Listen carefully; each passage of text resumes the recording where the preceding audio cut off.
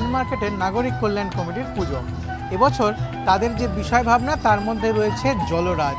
গোটা মণ্ডপটা তৈরি হচ্ছে একটা বিশাল মাছের আকারে।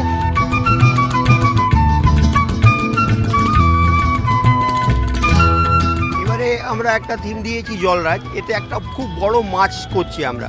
মাছ করে ওর মধ্যে দিয়ে পেটের মধ্যে দিয়ে পাবলিককে ঢোকাবো আমরা, আর ওই পেটের ভেতর থেকে বেরিয়ে গিয়ে ডান দিকে। আর এতে যখন বাইরে আমরা একটা স্টেজ করেছি, যেটা মানে পাবলিক উপরে উঠে তারপরে আবার নেবে যখন ওরা উঠবে তখন ওদেরকে পুরো মাছের সিনটা দেখা যাবে, যে উপরে একটা জলার মতো ভাব আছে আর নিচে পুরো শুকনো আছে। এরকম একটা লাইটে আমরা অ্যারেঞ্জমেন্ট করেছি।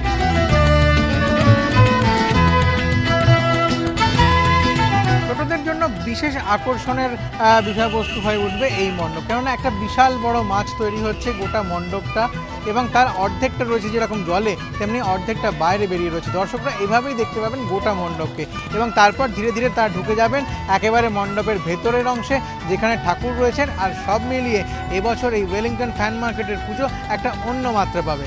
সঞ্চয় মিত্র, এবিপি আনন্দ, কলকাতা।